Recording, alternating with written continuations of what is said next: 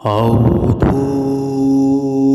चिंतना श्री गुरुदेव दत्त।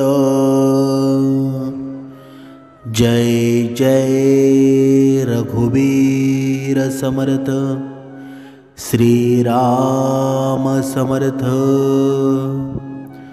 सद्गुरु चरणांना नतमस्तक होऊन आपण या सुंदर सकाळच्या मनमोहक वातावरणामध्ये या निरूपणास सुरुवात करूया। आज आपण या निरूपणामध्ये पाहणार आहोत, हा कर्माचा हिशोब असतो ना, तो कसा आणि कुठे होतो। समर्थांनी सुद्धा सांगितलेला आहे ना, या कलियुगामध्ये हा मनुष्य देह तुम्हाला मिळालेला आहे ना, तो व्यवस्थित जपायला हवा, भक्ती मार्गामध्ये नाहून काढायला हवा। कारण ही माणसाची किंमत आहे ना, कधीच वेळेआधी समजत नाही, त्याची किंमत असते ना, एकतर वेळ आल्यावर समजते, नाहीतर वेळ निघून गेल्यावर समजते। कारण हा माणूस आहे ना, माणसाचा शत्रू झालेला आहे, माणसाचा वैरी झालेला आहे। पण ज्या माणसामध्ये, ज्या माणसाच्या देहामध्ये श्रीराम समर्थ वसलेला असतो ना, त्या मनुष्याचं जीवनसुद्धा निर्मळ होऊन जातं, त्याचं मनसुद्धा निर्मळ असतं। आणि अशीच भक्ती जर आपल्याला करायची असेल ना, तर समर्थांचे विचार आपल्या मनामध्ये निर्माण करायला हवे। म्हणूनच समर्थांनी सांगितलेलं आहे ना, माणसाच्या जीवनामध्ये त्याचे कर्मच ठरवत असतात ना, की मनुष्य जीवनामध्ये पुढे काय करू शकेल, कसं जीवन जगू शकेल। तर त्याचे कर्मच जर चांगले नसतील तर पुढचं आयुष्य त्याचं चांगलं असेल का? कधीच असणार नाही। म्हणून आयुष्यामध्ये हे जीवन मिळालेलं आहे ना, ती व्यवस्थित कर्माने जगायला हवं। कारण कर्माचा हिशोब आहे ना, कुठे ना कुठे नक्कीच होत असतो।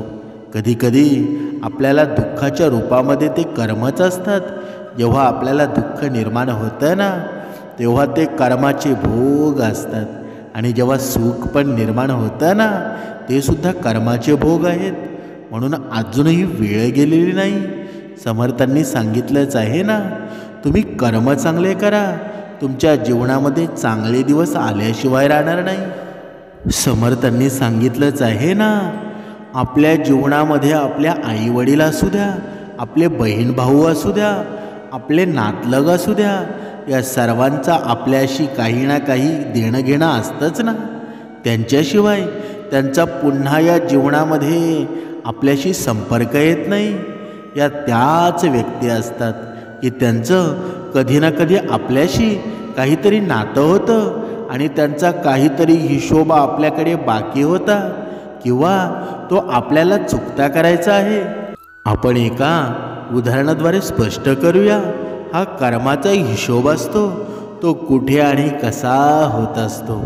एका गावामध्ये एक शेतकरी राहत होता आणि तो आणि त्याची पत्नी फार धार्मिक वृत्तीचे होते। धनधान्याच्या दृष्टीनं ते समृद्धसुद्धा होते। ते फारच दान धर्म करत असत, नेहमी चांगले कर्म करत असत। त्यांची जी मुलगी होती, त्यांना एक मुलगी होती, आणि ती मुलगी होती ना, ती मात्र अपंग होती। दोघे नवरा बायको या गोष्टीमुळं खूप दुःखी असत की सर्व काही चांगलं असूनसुद्धा आपली मुलगी अशी का आहे बरं। आपण जोपर्यंत आहोत ना, तोपर्यंत तिचं पालनपोषण करू, पण आपल्यानंतर तिचं कसं होईल, यामुळे ते दोघे जण होते ना, नेहमी चिंतेमध्ये असत। त्यांनी खूप साऱ्या वैद्यांकडं, बघा वेगवेगळ्या डॉक्टरांकडं सुद्धा त्या मुलीच्या पायाचा इलाज केला होता, पण कुठेच त्यांना फरक पडला नाही। इतके प्रयत्न करूनसुद्धा काहीही फरक पडत नव्हता। आणि त्यामुळं ते दोघे जण आपल्या मुलीची सेवा करत असत, तिच्या पायांची मॉलिश करत, तिला आपल्या हातानं खाऊ घालत, सतत चिंता त्यांना खात होती। आणि त्यांच्या गावामध्ये, त्या गावाच्या शेजारीच एका जंगलामध्ये एक महात्मा राहत होते। एकदा शेतकरी आणि त्याची बायको दोघेजण महात्माकडे जातात आणि हात जोडून त्यांना प्रणाम करतात आणि त्यांना आपली समस्या सांगतात। त्यांना सांगितलं की आम्ही आयुष्यभर धार्मिक कार्य केलं आहे, आम्ही कधीही कुणाचं वाईट केलं नाही, आम्ही नेहमी दान धर्म देखील करत असतो, तरी देखील आमची मुलगी अशी जन्माला का आली आहे बरं? आम्ही इतके उपाय करून देखील त्यामध्ये कसलाही उपयोग का होत नाही बरं? तेव्हा त्या महात्म्यांनी काही मिनिटासाठी ध्यान लावलं आणि त्यानंतर त्या महात्म्यानं त्यांना सांगितलं की मी तुमचा पूर्वजन्म पाहिला, आता तुम्ही जे भोगत आहात ना ते सर्व तुमच्या पूर्वजन्माचे कर्मफळ आहे. मागच्या जन्मी तुम्ही सधन कुटुंबातील होतात आणि तुम्हाला एक मुलगासुद्धा होता, त्याचं लग्न झालेलं होतं आणि तुमचा मुलगा राजाच्या दरबारी काम करत होता. आणि मागच्या जन्मी जी तुमची सून होती ना तीच या जन्मामध्ये तुमची मुलगी आहे. तुमच्या घरी एक गायसुद्धा होती जिची तुम्ही खूप सेवा करत होतात, पण सुनेसोबतच मात्र तुमचा व्यवहार खूप चुकीचा होता. तुम्ही तिला खूप त्रास देत होतात, तिला नेहमी बघा वेगवेगळ्या पद्धतीनं तुम्ही वाईट साईड बोलत होतात. तुमचं हे बोलणं आणि वागणं ती सहन करत होती, ती त्याबद्दल कधीच तक्रार करत नसे. एके दिवशी ती आपल्या मैत्रिणींसोबत जत्रेला गेली आणि मैत्रिणींसोबत गेल्यामुळं तिला यायला भरपूर उशीर झाला. या गोष्टीचा तुम्हाला राग आला आणि त्यामुळं तुम्ही रागामध्ये एका दांडक्याखाली तिच्या दिशेने फेकून मारला आणि त्या दांड्याचा प्रहार इतका भीषण होता ना की त्यामुळं तिच्या पायाची हड्डीच मोडून टाकली. तरी देखील त्या गोष्टीचा तुमच्यावरती काही परिणाम झाला नाही, उलट तुम्ही तिला त्रास देत राहिलात. त्यानंतर पूर्ण आयुष्यभर ती कधीच त्या पायानं चालू शकली नाही, पण तरी देखील त्या गोष्टीबद्दल तिनं कधीही तक्रार केली नाही. पण या जन्मी मात्र तीच तुमची सून आपला तो हिशोब चुकता करण्यासाठी या जन्मामध्ये आलेली आहे आणि या जन्मी तुम्ही तिची सेवा करत आहात. मागच्या जन्मी तुम्ही तिला त्रास दिला होतात ना, तुम्ही तिला रडवलं होतं, म्हणून ती ह्या जन्मामध्ये तुम्हाला रडवत आहे. आणि मागच्या जन्मी तुमच्याकडे असलेल्या त्या गोमातेची तुम्ही खूप सेवा केली होती, त्यामुळं तुम्हाला या जन्मी निर्मळ बुद्धी प्राप्त झालेली आहे. त्यामुळं तुमचं जास्त वाईट होणार नाही. तुम्ही जे भोगत आहात ना ते तुमच्याच कर्माचं फळ आहे आणि यासाठी आयुष्यात नेहमी चांगले कर्म करणं हे खूप गरजेचं आहे.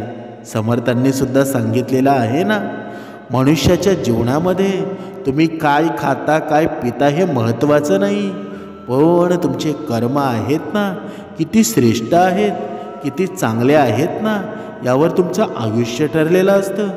असं आपण प्रत्येकाने ऐकलं आहे की जन्म मृत्यू हा ठरलेला असतो, पण जन्म मृत्यू नक्कीच ठरलेला असेल, पण आपले कर्म असतात ना ते देखील जन्म मृत्यूचा फेरा चुकवत असतात. म्हणून आपले कर्म श्रेष्ठ ठेवा. ज्याचे कर्म श्रेष्ठ असतील ना जन्म मृत्यूचा फेरा चुकल्याशिवाय राहणार नाही. म्हणूनच समर्थांनी सांगितलेलं आहे ना, प्रत्येकाने कर्मांवर लक्ष द्यायला हवं, कारण कर्मफळ मिळाल्याशिवाय कधीच राहत नाही. ते लगेचच मिळेल असं नाही, त्यांना वेळसुद्धा लागेल किंवा ते संचित कर्मामध्ये जमासुद्धा होऊन जातं. पण जेव्हा योग्य वेळ येते ना त्या आल्यावर आपल्या समोर ते कर्म येतात. मग ते चांगले असोत किंवा वाईट असोत, हे दोन्ही त्याच्यामध्ये समाविष्ट असतात. म्हणून अशीच बघा आपण आणखी एक उदाहरण पाहूया जे आपण ऐकणार आहोत ना. कधी ना कधी आपण असं म्हणत असतो की या व्यक्तीनं माझ्याकडून हे घेतलं आहे, हे मी त्याला दिलं आहे, त्यानं मला हे दिलं आहे. म्हणून कुणास ठाऊक त्यांनी खरंच आपल्याकडे काही घेतलं आहे का? आपलं मागच्या जन्माचं त्यांना ते देण्याचं काही बाकी राहिलं आहे का? जे देऊ आणि घेऊ तेच परत आपल्याकडे फिरून परत येणार आहे का? म्हणून कर्मफळ आहे ना ते प्रत्येकाला मिळतं, ते कोणालाच चुकत नाही. फार पूर्वीच्या काळची गोष्ट आहे. एक सैन्याची छावणी होती आणि तेथे एका व्यापाऱ्याचं एका कामानिमित्त नेहमी जाणं होत असे. नेहमी जाणं येणं असल्यामुळं त्याची तिथे खूप जणांसोबत ओळख झालेली होती. पण एका शिपायासोबत मात्र त्याची खूप चांगली मैत्री झालेली होती. तो एक तरुण मुलगा होता, पण त्याचा आपला असं कुणीच नव्हतं. ना आई होती, ना बाप होता, ना बहीण होती आणि ना भाऊ होता. तो एकटाच होता. त्यामुळं त्याची जी पण मिळकत होती ना, तो ती साठवून ठेवत असे. त्याची खूप स्वप्न होती की या साठवलेल्या पैशातून तो पुढे विवाह झाल्यानंतर आपलं जीवन चांगल्या प्रकारे व्यतीत करू शकेल. त्यानं या विषयावरती व्यापाऱ्यासोबत देखील बोललं होतं. काही दिवसानंतर व्यापाऱ्याने त्याला सांगितलं की तुझी जी मिळकत आहे ना, ती तू अशीच ठेवतोस, त्यातून तुला काहीच फायदा होत नाही. पण जर तू ते माझ्या व्यापाऱ्यामध्ये लावशील ना, तर तुला देखील त्याचा खूप सारा फायदा होईल. शिपायाला देखील ही गोष्ट आवडली, कारण आता सध्या त्याला त्या पैशाची गरज नव्हती. व्यापाऱ्याला नफा झाल्यावर ती आपली हीच रक्कम आपल्याला वाढून मिळेल. बघा, याच उद्देशानं तो गोष्टीसाठी या तयार झाला. त्यानं विचार केला की मी माझं लग्न झाल्यानंतर या होणाऱ्या नफ्यामुळं माझ्या बायकोनं मुलांचं जीवन खूपच सुखकर होईल. त्यामुळं त्यानं आपली जी जमा मिळकत होती ती त्याच्या व्यापाऱ्यामध्ये लावण्यासाठी देऊन टाकली. अधिक पैसे गुंतवल्यामुळं व्यापाऱ्याचा व्यापार चांगला वाढला होता आणि आपला व्यवसाय त्यानं चांगल्या पद्धतीनं वाढवला आणि खूप सारा नफासुद्धा कमवला. तो अगोदर जितका श्रीमंत होता ना, त्यापेक्षा अधिक श्रीमंत झाला होता. त्याच्याकडे आता भरपूर पैसासुद्धा आला होता. व्यापारी तर खूपच आनंदात होता. एक दिवस लढाई सुरू झाली आणि लढाई सुरू झाल्यामुळं त्या शिपायाला लढाईवरती जावं लागलं. लढाईवरती जाण्यासाठी त्या शिपायाला जी घोडी मिळाली होती ना, ती घोडी खूपच मदमस्त होती. तिला लगाम लावल्यावर ती देखील थांबण्याचं नाव घेत नव्हती. उलट लगाम लावल्यावर ती जास्त पळत होती. असं करता करता ती घोडी नेमकी दुश्मनांच्या छावणीमध्ये जाऊन थांबली. आता दुश्मनांच्या छावणीत बघा ती गेल्यावर दुश्मनांनी त्या शिपायाला पकडलं आणि त्याला ठार मारलं. शिपाई मारला गेला.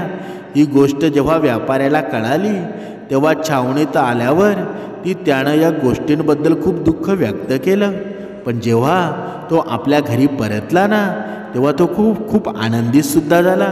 कारण आता तो झालेला नफा होता ना, तो आणि मुद्दल तो दोन्ही व्यापाऱ्याला कुणाला द्यायची नव्हती.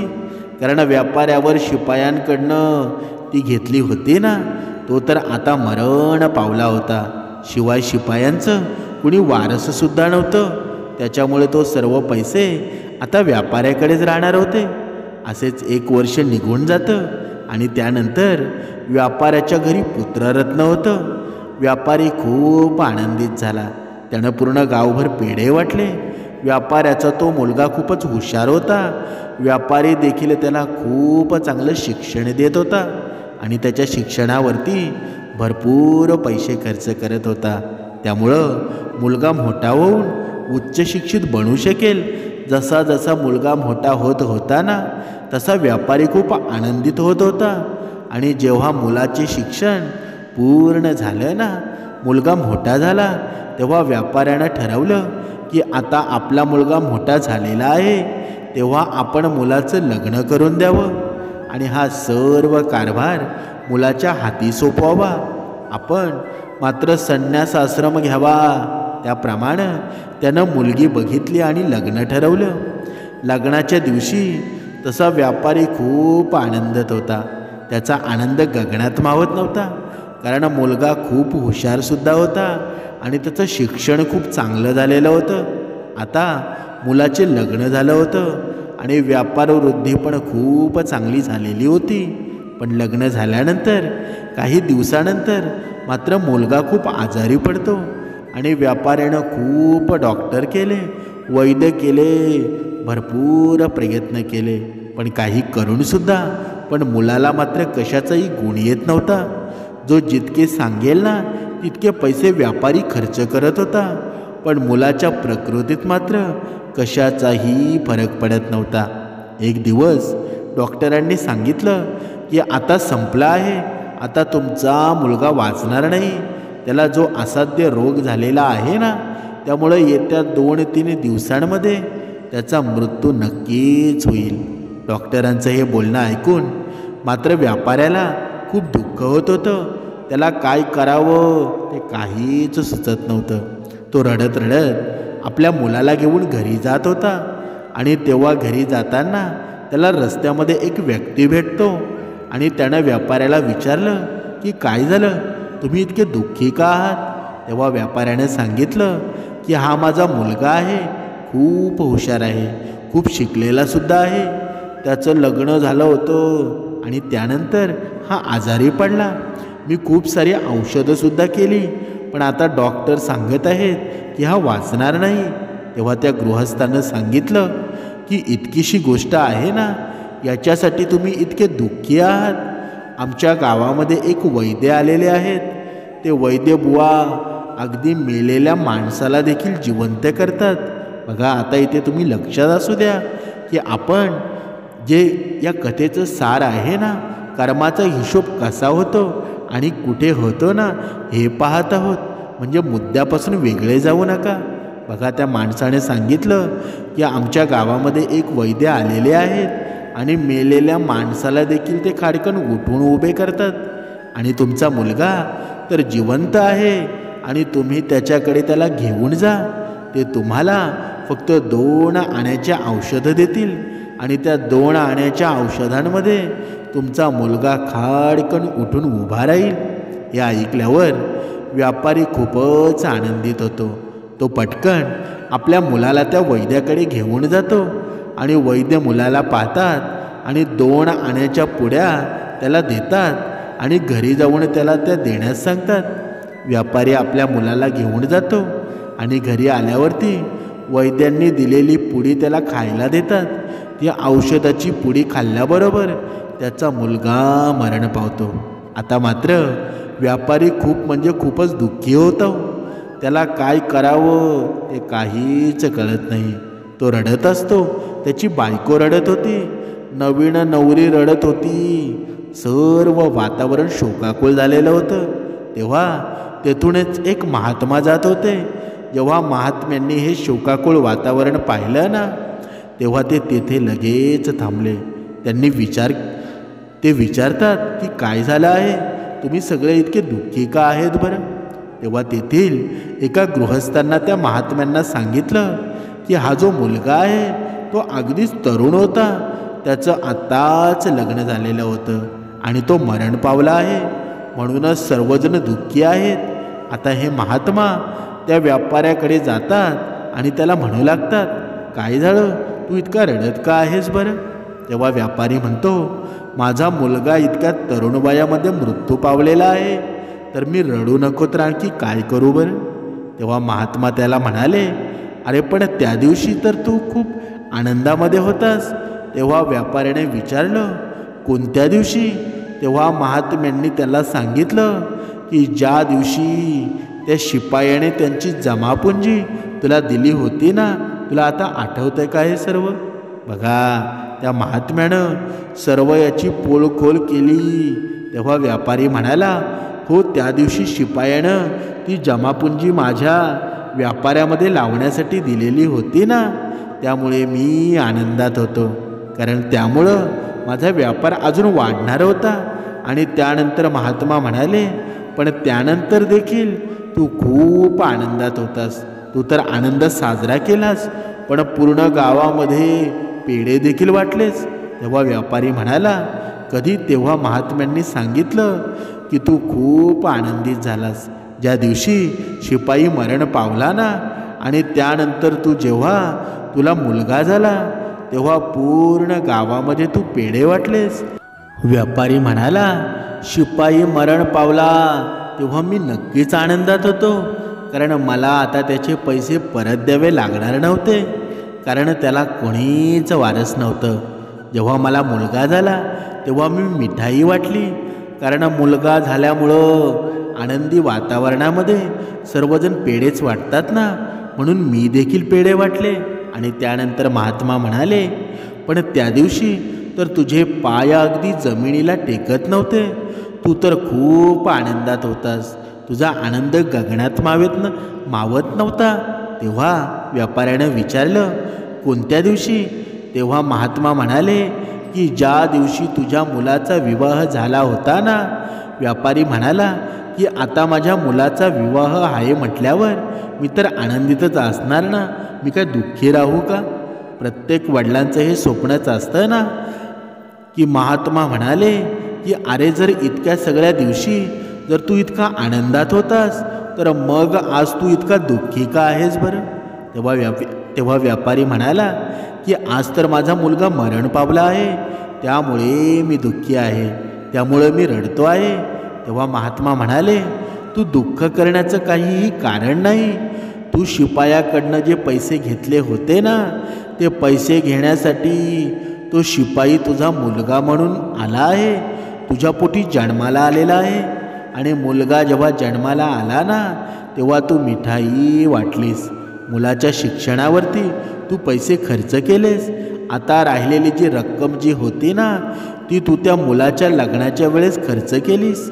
आता शिपायानं तुला दिलेली मुद्दल संपली होती आणि त्याच्यावरती तुला जो नफा झालेला होता ना, तो सर्व नफा दवाखान्याच्या रूपामध्ये सर्व खर्च झालेला आहे. आता सर्व खर्च झाल्यावर ते त्या पैशांमध्ये फक्त 2 आणे बाकी राहिलेले होते. ते 2 आणे शेवटचे तू वैद्याला दिलेस. तिथे शिपायाचा सर्व हिशोब संपला आणि तो मुलगा मरण पावला. फार वाईट वाटलं. व्यापारी म्हणाला की ठीक आहे, मी जे शिपायाकडून पैसे घेतले होते ना, ते वसूल करण्यासाठी शिपाई माझ्या मुलाच्या रूपामध्ये माझ्या घरी आला होता ना, पण ही जी त्याची बायको आहे तिचं काय? ती तर आता तरुणच आहे ना. ती इतक्या तरुण वयामध्ये विधवा झालेली आहे. तेव्हा महात्मा म्हणाले की ही त्या शिपायाची घोडी आहे, जी ऐन तारुण्यामध्ये त्या लढाईमध्ये शिपायाला शत्रूच्या छावणीमध्ये घेऊन गेली होती आणि तिच्या मदमस्तपणामुळं शिपाई मरण पावला होता. तिच्या मदमस्तपणामुळं शिपाई ऐन तारुण्यामध्ये मारला गेला होता. त्याची सर्व स्वप्न धुळीला मिळालेली होती. त्याची शिक्षा म्हणून ती या जन्मी त्याची पत्नी म्हणून आली आहे आणि तिनं त्याला तरुण वयामध्ये धोकासुद्धा दिला. म्हणून या जन्मामध्ये शिपायानं देखील तिला तरुण वयामध्ये धोका दिलेला आहे. म्हणूनच तुम्ही जे कर्म करता ना, बघा आता या संपूर्ण कथेचं तात्पर्य काय समर्थांनी सांगितलेलं आहे. म्हणजे तुम्ही जे कर्म करता ना, ते तुम्हाला काहीही करून फेडावंच लागतं. त्याचं फळ तुम्हाला कधी ना कधी चुकतं करावंच लागतं. ते कधीच तुम्हाला चुकत नाही. हे कर्म केलेलं माणूस विसरतो, पण नियती मात्र ते कर्म कधीच विसरत नाही. म्हणून या कर्माच्या फेऱ्यातून आपण कधीही वाचू शकत नाही. याचाच अर्थ असा होतो की आयुष्यात आपण केलेले चांगलं आणि वाईट कर्म आहेत ना, आपला पिच्छा कधीच सोडत नाही. ते कुठल्या ना कुठल्या जन्मामध्ये आपल्या समोर येऊन परतफेड करतातच. म्हणून कधीच कोणाची हाळी लावू देऊ नका, कारण त्याचे परिणाम आपल्याला कधी ना कधी भोगावे लागणारच आहेत. म्हणूनच चांगले कर्म करा, तेवढं फळसुद्धा चांगलं मिळेल. म्हणून दुसऱ्याच्या जीवनामध्ये दुःख देऊ नका, कारण हे दुःख जेव्हा दुसऱ्याच्या जीवनामध्ये देतो ना, तेव्हा आपल्या जीवनात सुद्धा येणारा काळ दुःखाचा असेल. म्हणून समर्थांनी सांगितलेलं आहे, हे आयुष्य खूप सुंदर आहे. दिवसातला थोडा वेळ आहे ना, तो उपासनेमध्ये घालवा. प्रत्येक कामाची सुरुवात भगवंताच्या नामस्मरणाने करा. बघा तुमच्या जीवनामध्ये एवढी ऊर्जा निर्माण होईल ना, तुमचं जीवन समाधानी होईल, तुमचं जीवन आनंददायी होईल. म्हणून अजून वेळ गेलेली नाही. आत्ताच विचार करा आणि जीवनाचं सार्थक करून घ्या. तुमच्या जीवनाचं कल्याणच होईल. जय जय रघुवीर समर्थ.